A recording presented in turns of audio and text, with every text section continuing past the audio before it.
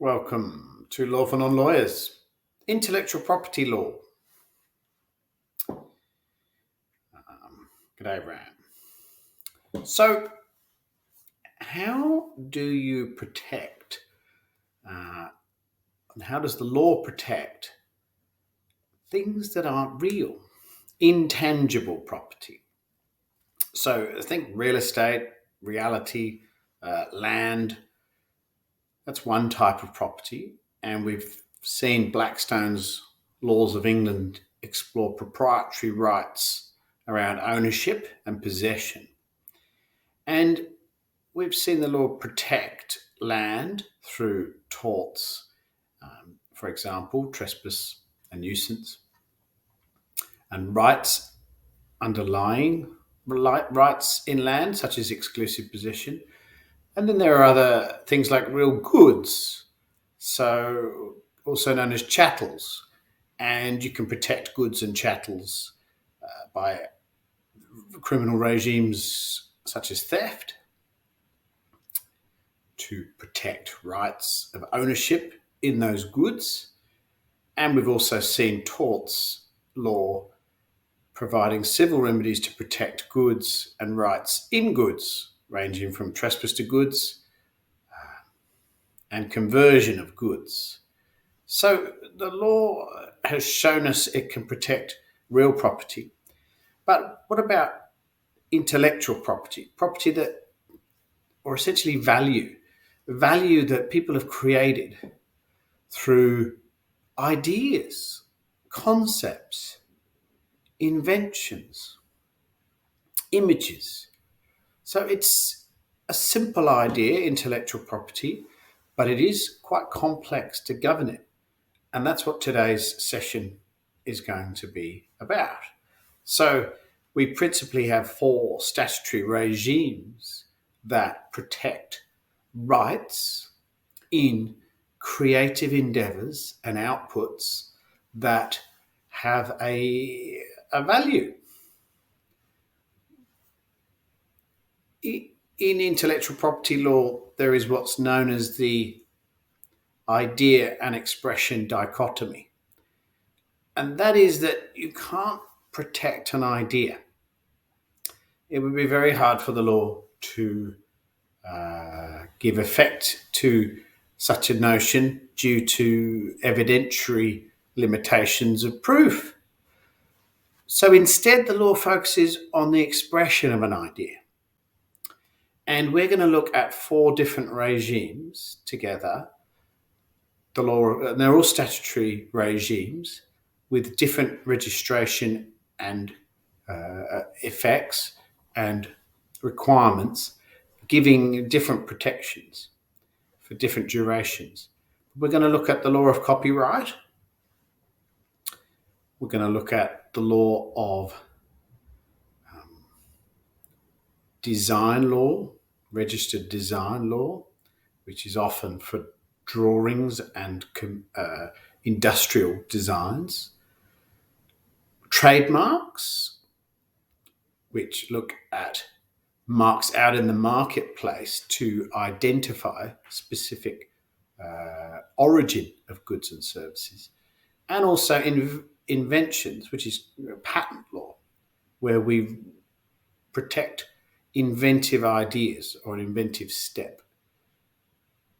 Now, there's a massive tension in intellectual property law that we need to understand in order to comprehend the limitations of some of these regulatory regimes. And of course, the big tension is the Creative Commons. That is the stuff of information.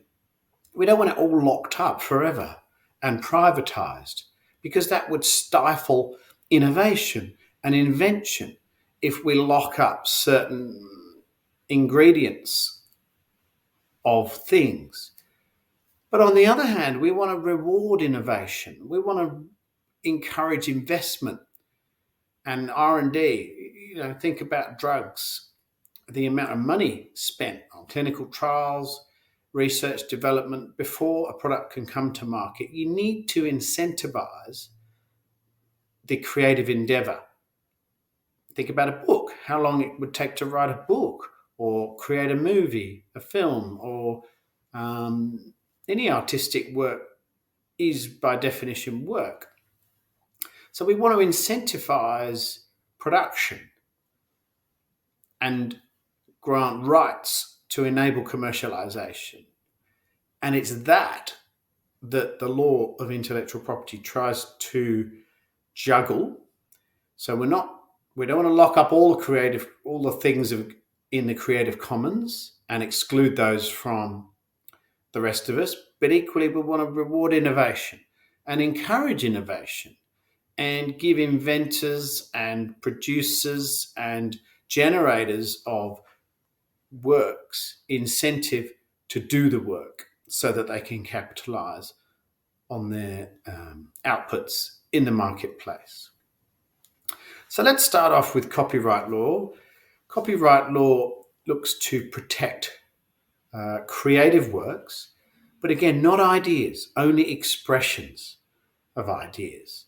So this is a statutory regime in the UK. We have the UK Copyright Designs and Patent Act of 1988, and this provides a protection to creators of literary, dramatic, musical, and artistic works, so LDMA, also including sound recordings, broadcasts, films, and typographical arrangements of published editions. So think the way the book is published.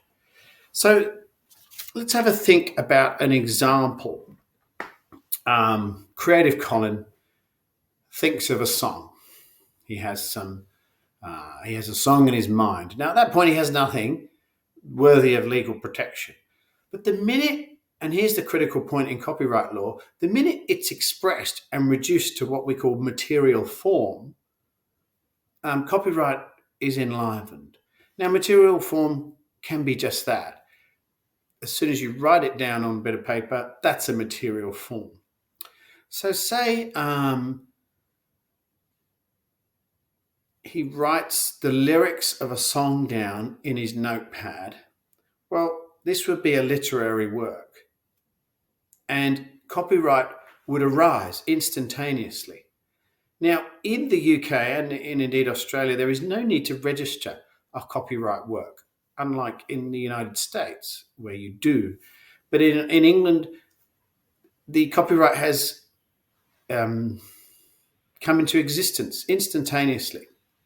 Now, there might be evidentiary reasons to, when you then publish that work, put a little C in a circle, assert copyright.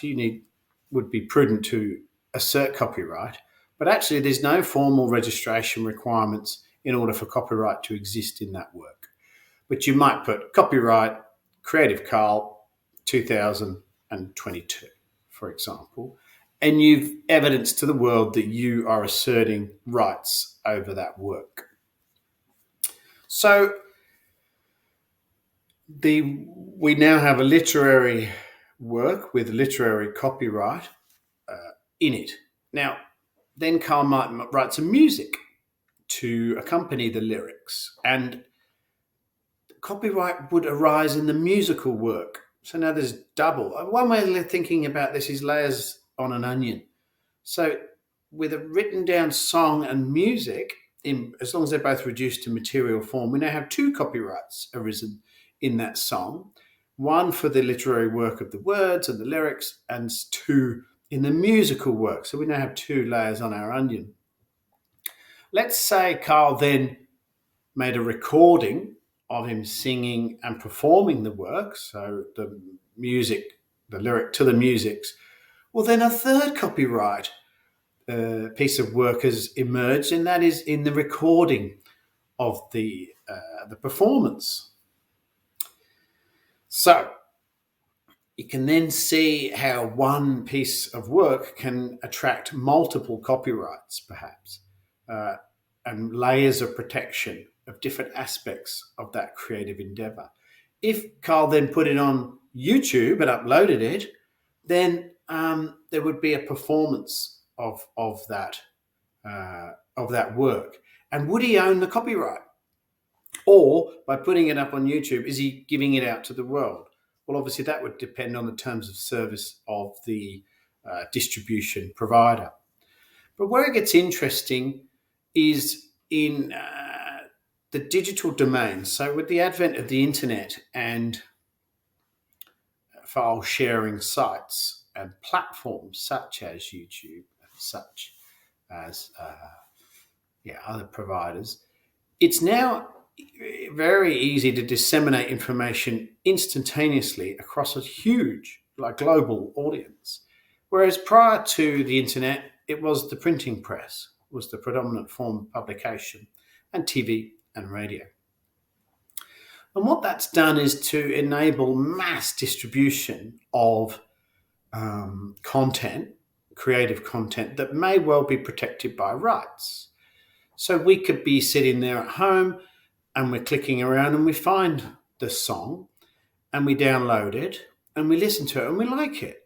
Now, by very virtue of downloading it, we may have infringed Carl's copyright in his creative and artistic and musical work. But what if we liked it so much we then posted a link on our social media page to the songs that are really digging this song right now? That by virtue of disseminating that, we may have even republished that work, and we're certainly encouraging future infringement. However, the artist may wish to capitalize on their creative output by seeking fame and will later commercialize that creative endeavor by selling albums, etc. So we do need to be careful. And I think what's really interesting is obviously this is traditionally has been a civil area of law, right? This is property protection. However, similar to criminal law of theft, recently copyright infringement has jumped the civil criminal divide. And for example, if you downloaded it and thought, oh, this is great, or say you downloaded a movie off of the internet that was currently being shown in cinema theatres, and by even downloading that, there's piracy legislation. You may well have infringed those intellectual property rights and breached the copyright by downloading it. But if you upload it on a platform, well, then you very certainly published it. And this now becomes a criminal matter by publishing and public display. Say you worked in a nursing home and you played it to your residents for a movie night. Well, then you're now publishing someone's protected works. And that can now attract criminal sanctions and liability. Huge fines, £25,000, years in prison, imprisonment, incarceration. So what's fascinating in an intellectual property land is a lot of these civil rights where the only remedy was to sue, recently and globally, due to probably America, a major producer of content, pushing global protection of US works globally, essentially through the trade-related aspects of intellectual property agreements, TRIPS, which countries are a signatory to. It's a global enforcement or agreement to incorporate and administer intellectual property regimes similar to the US ones, and including what we'll discuss for the rest of this session, to try and harmonise global intellectual property protection regimes and to therefore offer protection for rights in other jurisdictions. And of course, the internet has really made that a challenge, because I can publish work here, I can infringe work here, I can publish it and it's available for download anywhere. So where do you sue?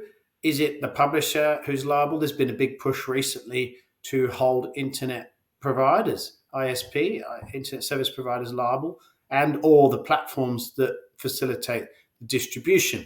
You may recall probably a decade now, file sharing services where people were swapping data, were brought to their knees quite well in a matter of a year or two from them popping up, because they essentially facilitated intellectual property infringement, copyright infringement and breaches, and were shut down by massive industry pressure on governments to try and reduce the prevalence of those file sharing services. So we have a copyright regime, and copyrights run for essentially a duration. And again, what we're trying to do is provide incentive and rights to the creator so that they can then securely try and move forward and exploit those rights and commercialize them to reward them for their creative and artistic endeavor. And I think about 200 years ago, it used to be about 20 years, but now they're quite long, these rights. So they now currently last for life of the author plus 70 years. So huge duration of rights, and I suppose that's so that estates post-death can still collect off of their forefathers' work. But it does mean things such as Shakespeare's work, etc., would have fallen out of copyright and would be therefore back in the public domain, back in this Creative Commons, where people can reuse them and repurpose.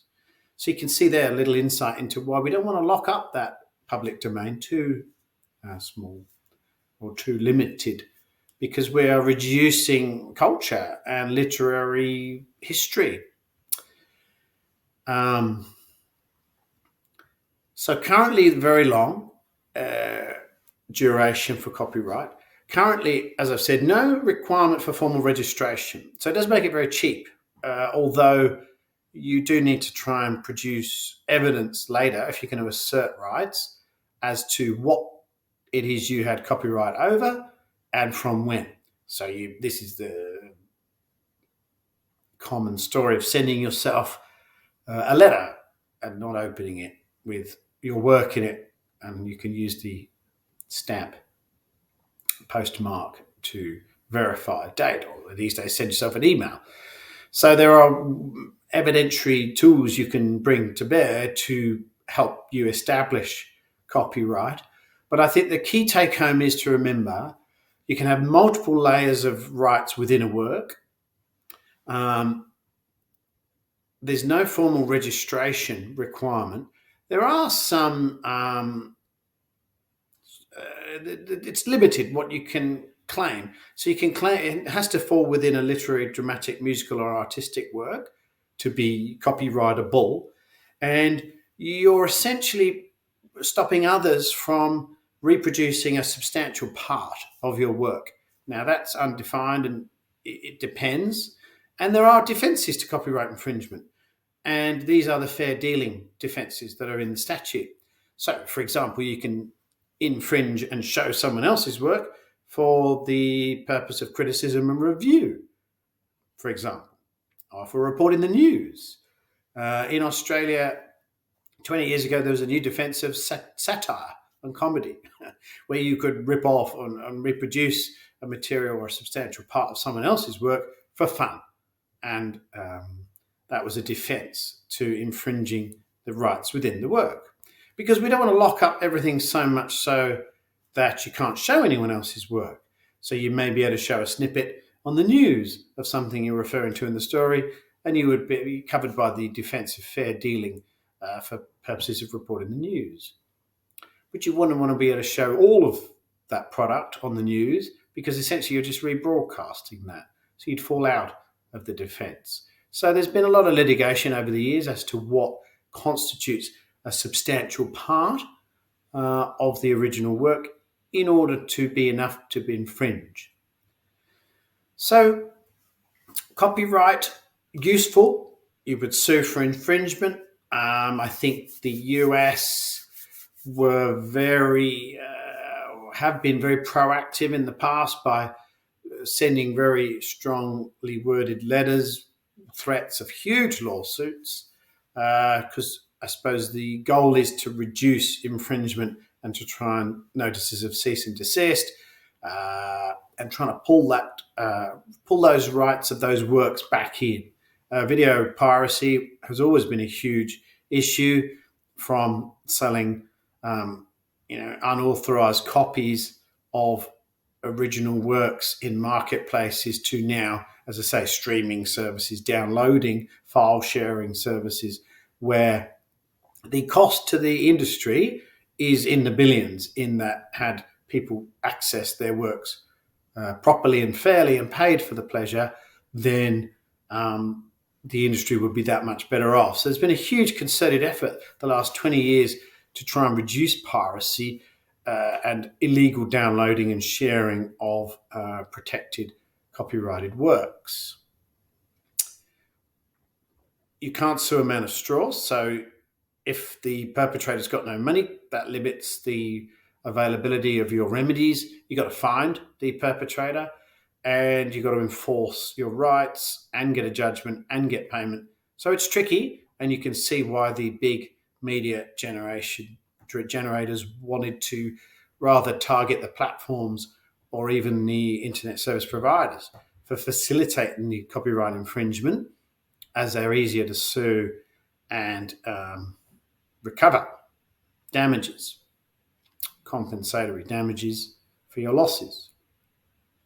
So we have copyright, and as I said, it's a statutory regime. It exists in most legal jurisdictions, and as I said, signatories to the TRIPS agreement globally would have very similar regimes. But as I pointed out, there are some differences in registration. Yes, in the US, no for the UK, no for Australia.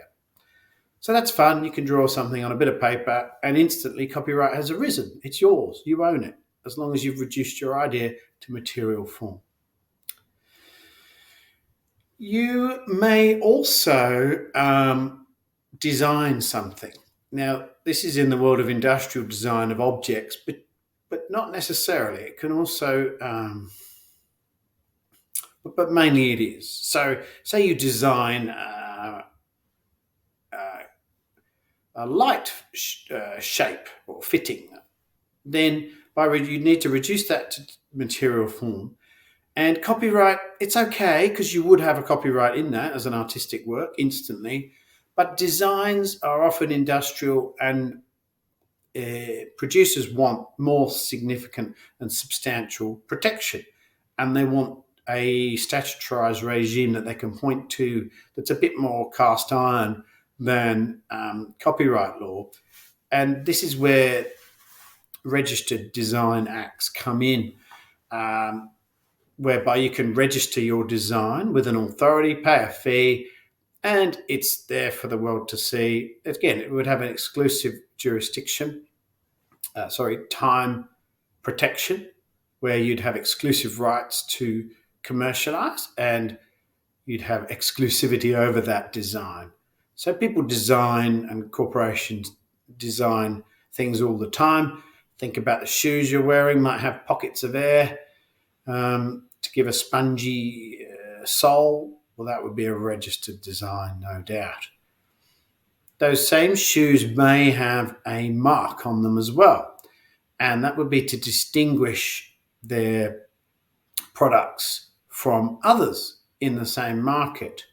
So let's take an example of inventive Irene, who has come up with an idea of a little insert to go into a can of drink with a hole for a straw to reduce the chances of wasps getting in the can of drink. She calls this invention Buzz Off, and she's drawn a picture of a wasp with a line through it and Buzz Off as her sort of logo, and she's come up with a prototype in her tool shed. And so she's designed the product, she's given it a name, and now she wishes to go to market. How does inventive Irene protect her intellectual property rights of what's well beyond an idea now? And we've got an expression of an idea, we've got a prototype, but she's not in a position to manufacture them, and she's certainly not in a position to then retail them. So how does she go about commercializing, if you like, her product out into the market to try and generate some revenue. Well, she's got a few tools at her disposal. She's drawn a picture of her invention, and currently she's locked it in a drawer. So that would be confidential information at that point. And if she wanted to go and pitch her idea to potential investors, she could make it very clear that the discussions are commercial in confidence, and the discussions are not to be divulged. To assist in that endeavour, she could ask for participants at the meeting to sign a non-disclosure agreement. Obviously, it's in Inventive Irene's interest to be as specific as she can in detailing the exact scope and nuances of her product and the particulars of it, because you need to make a claim of what it is that you're trying to assert rights over. And it's the scope of that claim that's really important. So she can try and protect it as confidential information, and try and get people to invest and produce the product to get it out to market.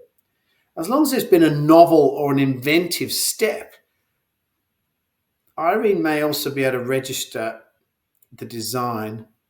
She could draw the design and register that as a design under the Design Acts. So it's a registered design. She'd already have copyright in the drawing anyway as an artistic work. But as long as there's been an inventive step, she could also approach the Patents Office and apply for a patent or a patent. Now, there are some tests laid out in that Act, and it needs to be novel and inventive step away from where the world was before. It's the inventive step, and that's what you're registering. And if Inventive Irene could get a patent on her Buzz Off product, well, then the Patent Office would publish the scope of the invention, and Irene would have currently 20 years exclusivity over that. And it costs money, obviously, to register a patent, and a number would be given once it had been registered. And Inventive Irene would have, say, 20 years exclusivity out to market, where she could market this product, and anyone seeking to mimic or copy her product in the market, Irene would have a legal cause of action to close those copycats down in that jurisdiction. Now, again, the internet has conflated that or made that issue trickier, because overseas sellers could sell into the UK a similar invention. And then the question would be, well, how do you protect your UK patent against overseas competitors? Again, would depend on whether those countries it's coming from are signatories to the TRIPS agreement, and whether you can enforce your patent overseas or sue for a breach of your patent in an overseas jurisdiction. Again, jurisdictional issues of finding the perpetrator or the alleged infringer and then suing and securing a judgment. It's very tricky. Maybe the importer could be liable for certainly someone selling those goods in the UK. You may well be able to sue them for patent infringement. Even if the goods are coming from outside the UK, it would be the importer and distributor. We've also got the issue of the picture, the mark, the trademark that Irene has made with the picture of the wasp with the line through it and Buzz Off, those words. So trademarks is the other final number 4 regime of protecting intellectual property that I wanted to discuss today. And again, covered, it's a statutory regime in the UK. Copyright, designs, patent is in, those 3 are in that Act. And then there's a Trademarks Act, which lays out the steps that need to be taken and the range of marks that can be registered in that jurisdiction as a trademark, giving exclusivity over the use of that mark out into the marketplace. Now, trademarks law is a fascinating area that's actually quite recently expanded to move beyond words and pictures, which was its traditional domain, and now can include things like colours and even smells. So, very famously, Cadbury's registered that colour purple as part of their mark out in the marketplace for confectionery. Now, that's not to say that colour purple has been locked up forever, but it has been locked up certainly for other people seeking to sell chocolate or confectionery in that market. So, with a mark, you not only register your mark, but you have to specify the goods and services to which it attaches. BP, the oil producer, has registered the green in that logo. Veuve Clicquot own the orange in their logo. So people have an interest in owning, and I think perfumes, obviously they want to register the smell because that is their distinct goods, if you like. It's not just the name, it's the thing itself. An air freshener of Apple. Again, that product is specific. Now, they've not locked up the smell of apple for everything, but they would have if they've secured a trademark of the smell of apple with an air freshener for Glade, for example. Well, then Glade do own that particular scent of apple in an air freshener. So trademarks have expanded in their scope recently to include, as I say, things like colours and smells. And Irene may be able to register that trademark. She would have copyright anyway, wouldn't she, as an artistic work for the picture and a literary work for the buzz off. But you want to grab the logo, both the name and the image, in a trademark registration to really, again, bolster that identity of that goods in the marketplace. So that would prevent just the trademark registration alone would prevent anyone else from using a similar mark, buzz off, the picture of a wasp with a line through it. So what we're trying to do here is not only protect our inventive Irene's value in her output, in her product, but also you can think of it also as protecting consumers from being reasonably misled or deceived. So a lot of this intellectual property regime also provides protection for consumers from deceptive and misleading conduct, whereby I think I'm buying a genuine inventive Irene's buzz off product to prevent a wasp going in my canned drink of soda, but actually it's an imitation knockoff. It's of inferior quality, doesn't work, it falls, and I'm being misled into thinking it's product A when it's actually not, and it's a counterfeit. So, Gucci sunglasses, any named brand, you're buying the brand, aren't you? You're buying what that brand represents, the quality. Apple computers have famously said, I build a brand, not products. And anything that's got the Apple logo on it, people attribute a level of quality and reliability and dependability and schmick design and fashionability, etc., etc., etc. So modern corporations build brands, and they are very protective of the value of that brand, because the value of the brand is often far, far greater than the value of the product. The product's merely one thing in their stable. I remember, the value of some big logos. Think Adidas, 3 stripes.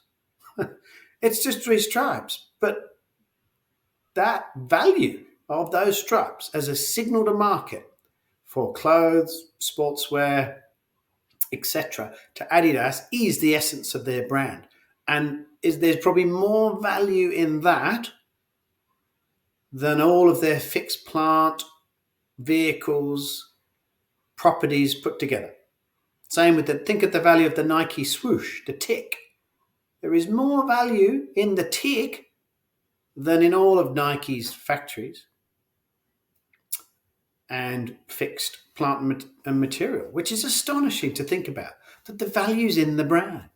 So the law must necessarily provide a protective regime of brands and products, and it seeks to deliver on that through a registered trademark regime, copyrights to protect those underlying rights in things, the registration of designs, the specs of things, and any movements forward or progress, inventive steps through patents. So there are the 4 regimes in operation. How they work in practice, there may be multiple layers. So inventive Irene would have copyright on her picture of her logo, but would have much stronger protection if she goes and registers that as a trademark. She could go and haggle with potential investors, making them promise it's confidential, but obviously would be much more protected if she had the money and time to go and register it as a patent, a patentable product, before sharing that to investors, because then her invention already has the legitimacy of a patent, and well, the investors know it's protectable by patent because it's jumped through those hoops to get registered. So it has value in and of itself as a patentable product, but also whoever Irene's pitching to, Irene's got a lot more protection in them not running off and copying her idea. The downside of a patent is it expires after, say, 20 years. So something like the ingredients of Coca-Cola or KFC, you don't want to put a patent on, because after 20 years, you've got to tell the world. Well, you've already told the world, but you lose your exclusivity to the brilliance of the combination of the ingredients. You've lost your secret ingredients. It's no longer secret. So there are some products that you wouldn't want to put a patent on because you don't want them in the public domain. And all you can do there is protect them as confidential information, lock them up, don't tell your employees all of it. Maybe bits of the factory know other bits of the ingredients, but maybe no one knows all of them. Because you've got to protect that secrecy of that information from the market. You don't want that out there. There are TV shows where you can go and pitch your ideas, Shark Tanks, etc., to investors, and their inventors are almost taking the other end of the spectrum, a bit like Carl Copyright, by just putting their music out on the internet and thinking, well, I'll just get famous and I'll commercialize it later. Well, again, on those TV shows, you're not doing commercial in confidence or confidentiality agreements, are you? You're on primetime TV with your product and invention. So you're taking the other train of thought of, no, I'll just get it out there and everyone will know it's Irene's buzz-off invention, and I'll commercialize that later and I'll take that risk. I won't mess around in the secret, in the quiet, trying to commercialize it. I'll go the other end, extreme, and go big, bold, and public with my invention from the outset, and that will provide me protection on some level. So they're interesting, aren't they? They're overlapping to a degree, although they do seek to protect different underlying interests. The inventive step by a patent, the mark to market to avoid deceptive and misleading conduct, the trademarks, the underlying rights in the works, the copyrights, and to some extent, registered design law. Now, in Europe, there are other protections such as moral rights. And when Britain joined the EU in 1991 and the single market, the moral rights were introduced to the UK. And these give performance rights and performers' rights. And they're a bit looser. They're more rights to be correctly attributed to the work. So if it's your play and it's out in the public domain and someone's performing it, there are performance rights. So there are a whole range of protection called performance and moral rights that were quite new to the UK IP landscape. Because we know a bit about torts law, There is also the tort of passing off, which you can invoke. And this is essentially a common law private right as a tort, the wrong. And the wrong is when someone else passes off their goods as yours. So again, think to counterfeit Gucci sunglasses. Gucci could sue for breach of design if they've registered it, copyright, but more design and the patent infringement of the counterfeit goods. But they also could sue in torts for the tort of passing off, and that is that this imitator is passing off their plastic sunglasses as Gucci plastic sunglasses, with all that inherent value and respect and love of the brand behind it. This interloper is trying to pass off their goods as yours. And it's that infringement of your underlying rights, that wrong, that the tort of passing off will provide a remedy. And in a funny way, you're also protecting the consumer again, aren't you? This is indirect consumer protection law, where you don't want the consumer to be misled or duped into making a purchase for what they think is A, when in actual fact it's B. So the tort of passing off sits there in the background in private law, acting as another buttress to intellectual property rights protection and enforcement. I've mentioned Blackstone's Laws of England with notions of proprietary ownership and property law, which gave right to land rights, exclusive possession, and rights over goods. But I want to close on thinking about this is quite a Western idea that you can own things. And I have touched on previously the notion of owning land is alien to more traditional indigenous populations, who likewise feel that no one actually owns the lands, that we are custodians of a land for a while and then we die. Well, likewise, indigenous populations have inherently resisted individual ownership of concept, preferring a generational or a tribal ownership of expressions of ideas and creative endeavors.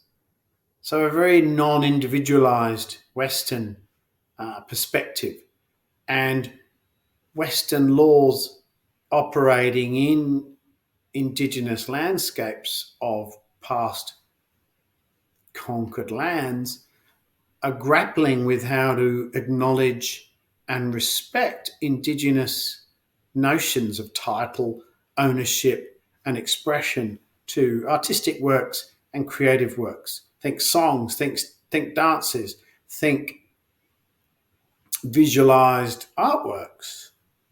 Some cultures believe they don't individually own that to exploit it commercially, and it's more of a communal expression of culture, just to put a slightly alternate view on the table. So there we have it. Intellectual property law, four statutory regimes buttressed by the common law, the tort of passing off, traditionally civil to recompense breaches of rights by financial compensation, but increasingly criminal liability and sanctions attached to give this traditionally civil regime teeth at the bequest of global